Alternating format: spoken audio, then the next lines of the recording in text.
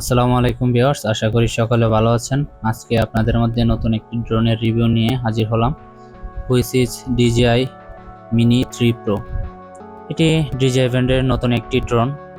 DJI Mini 2 থেকে অনেকটা change এসেছে DJI Mini 3 Pro এর। তার ডিজাইন, ক্যামেরা এবং তার ফিচার সবকিছুর দিক থেকে DJI Mini 3 Pro one of the best performer.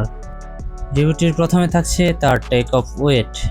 DJI Mini 2 এ ছিল 249 গ্রাম এবং DJI Mini 3 Pro এ রয়েছে সেম ওজন 249 গ্রাম। কেননা এই ড্রোনটি টয় ড্রোনের অন্তর্ভুক্ত। এই ড্রোনটি আপনি যেখানে খুশি সেখানে নিয়ে যেতে পারবেন। এই ড্রোনটির ক্ষেত্রে কোনো পারমিশন লাগবে না। এই ড্রোনটিতে 48 মেগাপিক্সেলের একটি ক্যামেরা ইউজ করা হয়েছে, যা দিয়ে আপনি ভিডিও করতে পারবেন। সর্বোচ্চ 4K 60 fps এ ভিডিও করা যায়, তবে কুইকশট নেওয়ার ক্ষেত্রে 1080p-তে রেকর্ড হবে। DJI এর দাবি এটা 12 কিলোমিটার দূর থেকে ভিডিও ট্রান্সফার করবে, তবে আমি মনে করি এই ড্রোনটি 12 কিলোমিটার দূরে না নেওয়াই ভালো, কারণ বাংলাদেশে 12 কিলোমিটার খোলা জায়গা খুব কমই আছে। বড় বড় গাছপালা আর বিল্ডিং এর কারণে সিগন্যাল লস হতে পারে। যদি একবার সিগন্যাল লস হয় তাহলে আপনার ড্রোনটি হারিয়ে যাওয়ার সম্ভাবনা অনেক বেশি।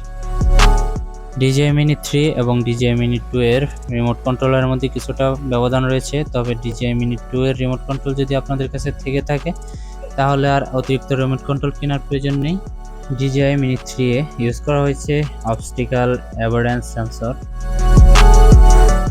অর্থাৎ ড্রোনটি ফ্লাইং করার সময় তার সামনে যদি কোনো বড় ধরনের বিল্ডিং অথবা গাছপালা থাকে, তার পাশ দিয়ে সে চলে যাবে অথবা তার উপর দিয়ে সে চলে যাবে। খোলা জায়গা যদি পায় তখনই সে সামনের দিকে এগোবে। কোনো দুর্ঘটনার কোনো আশঙ্কা নেই। বিগিনারদের জন্য এই ড্রোনটি একদমই বেস্ট। এই ড্রোনটিতে 2423 mAh এর একটি ইন্টেলিজেন্ট ফ্লাইট ব্যাটারি ইউজ করা হয়েছে। DJI এর দাবি, যদি intelligent flight plus battery use করা হয় তাহলে ড্রোনটিকে 47 মিনিট পর্যন্ত ফ্লাইং করানো যাবে এবং স্ট্যান্ডার্ড ব্যাটারির ক্ষেত্রে 34 মিনিট পর্যন্ত ড্রোনটিকে ফ্লাই করা যাবে।